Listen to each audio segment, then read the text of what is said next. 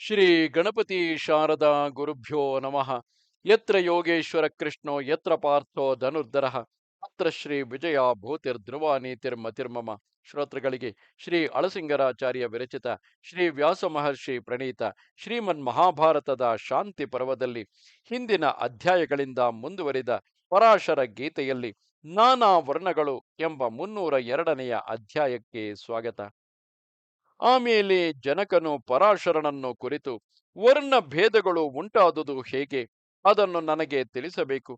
ತಂದೆಯೇ ತಾನು ಮಗನಾಗಿ ಹುಟ್ಟುವನು ಎಂಬುದು ಶ್ರುತಿವಾಕ್ಯವಲ್ಲವೇ? ಮೊದಲು ಬ್ರಹ್ಮನಿಂದಲೇ ಎಲ್ಲರೂ ಉಂಟಾಗಿರುವುದರಿಂದ ಲೋಕದಲ್ಲಿ ಎಲ್ಲರೂ ಬ್ರಾಹ್ಮಣರೇ ಆಗಿರಬೇಕಲ್ಲವೇ? ಅಂತಹ ಬ್ರಾಹ್ಮಣ ಸಂಬಂಧದಿಂದ ಹುಟ್ಟಿದ ಪ್ರಜಾವರ್ಗದಲ್ಲಿ ಕೆಲವರು ಬ್ರಾಹ್ಮಣ ಧರ್ಮಕ್ಕಿಂತ ಬೇರೆಯಾದುದನ್ನು ಏತಕ್ಕಾಗಿ ಅವಲಂಬಿಸಬೇಕು ಎಂದನು. ಅದಕ್ಕೆ ಆ ಪರಾಶರನು, ಮಹಾರಾಜ, ನೀನು ಕೇಳಿದುದು ನ್ಯಾಯವೇ. ಯಾವನಿಂದ ಯಾವನು ಹುಟ್ಟುವನೋ ಅವನು ಅವನೇ ಆಗುವನು. ಆದರೆ ಮುಂದೆ ಮುಂದೆ ಹುಟ್ಟಿದವರಲ್ಲಿ ತಪಸ್ಸಿನ ಹೀನತೆಯಿಂದ ಜಾತಿ ಭೇದವು ಏರ್ಪಟ್ಟಿದೆ. ಬೀಜ ಕ್ಷೇತ್ರಗಳೆರಡು ಸರಿಯಾಗಿದ್ದಾಗ ಅದರಿಂದ ಉತ್ಪನ್ನವಾಗತಕ್ಕುದು ಒಳ್ಳೆಯದಾಗಿಯೇ ಇರುವುದು. ಆ ಬೀಜ ಕ್ಷೇತ್ರಗಳಲ್ಲಿ ಯಾವುದು ಹೀನವಾಗಿದ್ದರೂ ಅದರಿಂದ ಹುಟ್ಟಿದುದು ಹೀನವೆನಿಸುವುದು. ಬ್ರಹ್ಮನು ಸೃಷ್ಟಿಸಿದಾಗ ಅವನ ಮುಖದಿಂದಲೂ ಭುಜದಿಂದಲೂ ತೊಡೆಗಳಿಂದಲೂ ಪಾದಗಳಿಂದಲೂ ಬೇರೆ ಬೇರೆ ಜನರು ಹುಟ್ಟಿದುದಾಗಿ ಧರ್ಮಜ್ಞರು ಹೇಳುವರು. ಅದರಲ್ಲಿ ಮುಖದಿಂದ ಹುಟ್ಟಿದವರು ಬ್ರಾಹ್ಮಣರೆಂದು, ಬಾಹುಗಳಿಂದ ಹುಟ್ಟಿದವರು ಕ್ಷತ್ರಿಯರೆಂದು, ತೊಡೆಯಲ್ಲಿ ಹುಟ್ಟಿದವರು ವೈಶ್ಯರೆಂದು, ಪಾದದಿಂದ ಹುಟ್ಟಿದವರು ಶೂದ್ರರೆಂದು ಹೇಳಿರುವರು. ಇವು ನಾಲ್ಕೇ ಮುಖ್ಯವಾಗಿ ಸೃಷ್ಟಿಸಲ್ಪಟ್ಟ ವರ್ಣಗಳು. ಇವಕ್ಕಿಂತ ಬೇರೆಯಾಗಿ ಹುಟ್ಟಿದ ಇತರ ಜಾತಿಗಳು ಮೇಲಿನ 4 ವರ್ಣಗಳ ಸಂಕರದಿಂದ ಹುಟ್ಟಿದ ಹಾಗೆ ಹೇಳುವರು. ಹೀಗೆ ಸಂಕರ ಜಾತಿಯಲ್ಲಿ ಹುಟ್ಟಿದವರು ಅನೇಕ ವಿಧವಾಗಿರುವರು.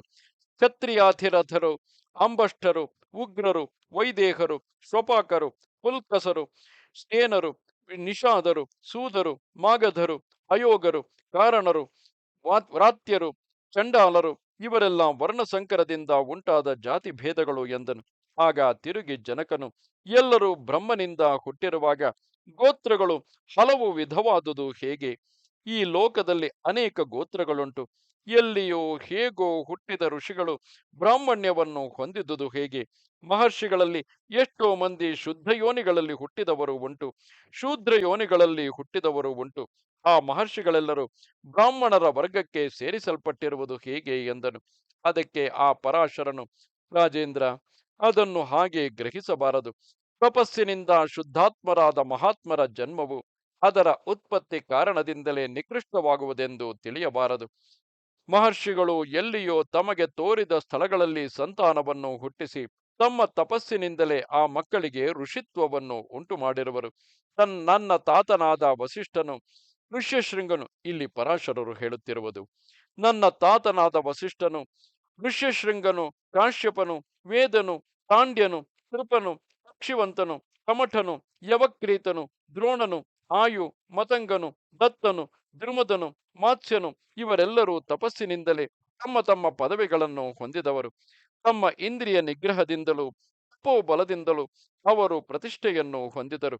ಮೊಟ್ಟ ಮೊದಲು ಅಂಗೀರಸ, ಕಶ್ಯಪ, ವಸಿಷ್ಠ, ಭೃಗು ಎಂಬ 4 ಗೋತ್ರಗಳೇ ಉಂಟಾದವು. ಆಮೇಲೆ ಕರ್ಮ ಭೇದದಿಂದ ಇತರ ಗೋತ್ರಗಳು ಹುಟ್ಟಿದವು. ಆ ಬೇರೆ ಬೇರೆ ಗೋತ್ರ ನಾಮಗಳು ಕೂಡ ಅವುಗಳನ್ನು ಏರ್ಪಡಿಸಿದವರ ತಪೋಬಲದಿಂದಲೇ ಉಂಟಾದವು. ಸತ್ಪುರುಷರು ಅದನ್ನೇ ವ್ಯವಹರಿಸುವರು ಎಂದನು. ಆಗ ತಿರುಗಿ ಜನಕನು, ಓ ಮಹಾತ್ಮ, ಆಯಾ ವರ್ಣಗಳಿಗೆ ಇರುವ ವಿಶೇಷ ಧರ್ಮಗಳನ್ನು, ಅವುಗಳ ಸಾಮಾನ್ಯ ಧರ್ಮಗಳನ್ನು ನನಗೆ ತಿಳಿಸಬೇಕು ಎಂದನು.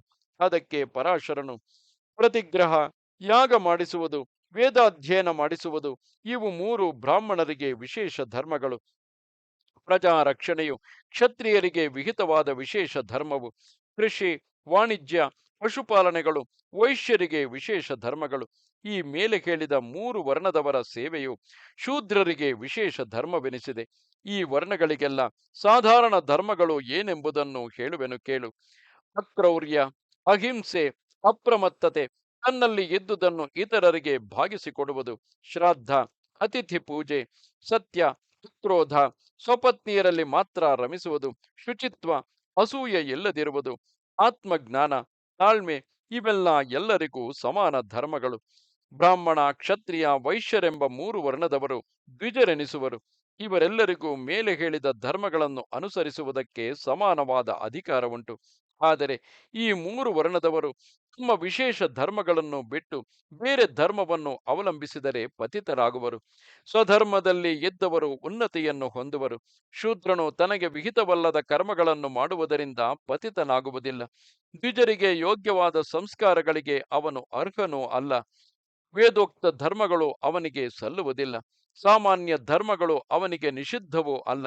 ವೇದವಿತ್ತುಗಳು ಧಾರ್ಮಿಕನಾದ ಶೂದ್ರನನ್ನು ಬ್ರಾಹ್ಮಣನನ್ನಾಗಿಯೇ ಹೇಳುವರು. ನಾನಾದರೂ ಅಂತಹ ಶೂದ್ರನನ್ನು ಜಗತ್ತಿಗೆಲ್ಲ ಪ್ರಧಾನನೆನಿಸಿದ ವಿಷ್ಣುವನ್ನಾಗಿಯೇ ತಿಳಿಯುವೆನು.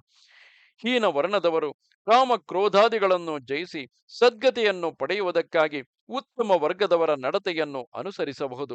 ಮಂತ್ರೋಚ್ಚಾರಣವಿಲ್ಲದೆ ಪೌಷ್ಟಿಕ ಕ್ರಿಯೆಗಳನ್ನು ನಡೆಸುವುದರಿಂದ ಅವರು ದೋಷಿಗಳೆನಿಸುವುದಿಲ್ಲ. ಹೀನ ವರ್ಣದವರು ಸತ್ಪುರುಷರ ವೃತ್ತಿಯನ್ನು ಅನುಸರಿಸಿದಷ್ಟು ಸುಖವನ್ನು ಹೊಂದಿ ಇಹಪರಗಳೆರಡರಲ್ಲಿಯೂ ಸಂತೋಷಿಸುವರು ಎಂದನು. ತಿರುಗಿ ಜನಕನು, ಓ ಮಹರ್ಷಿ, ಮನುಷ್ಯನು ಹೀನತೆಯನ್ನು ಹೊಂದುವುದು ಕರ್ಮದಿಂದಲೇ ಅಥವಾ ಜನ್ಮದಿಂದಲೇ?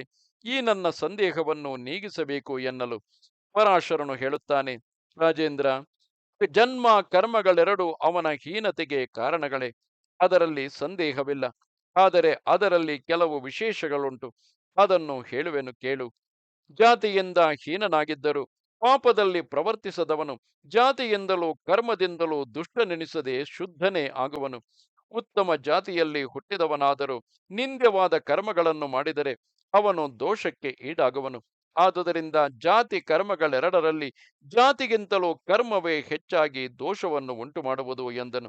ಆಗ ತಿರುಗಿ ಜನಕನು, ಓ ಮುನೀಂದ್ರ, ಈ ಲೋಕದಲ್ಲಿ ಧರ್ಮಯುಕ್ತವಾದ ಯಾವ ಕರ್ಮಗಳನ್ನು ಮಾಡಿದರೆ ಇತರ ಭೂತಗಳಿಗೆ ಹಿಂಸೆ ಇಲ್ಲದಂತಿರುವುದು, ಅಂತಹ ಕರ್ಮಗಳನ್ನು ನನಗೆ ತಿಳಿಸಬೇಕು ಎನ್ನಲು ಪರಾಶರನು ಹೇಳುತ್ತಾನೆ, ರಾಜ, ಭೂತ ಹಿಂಸೆ ಇಲ್ಲದೆ ನನ್ನನ್ನು ಉದ್ಧರಿಸತಕ್ಕ ಕರ್ಮಗಳು ಯಾವುವು ಅವನ್ನೇ ನಿನಗೆ ತಿಳಿಸುವೆನು.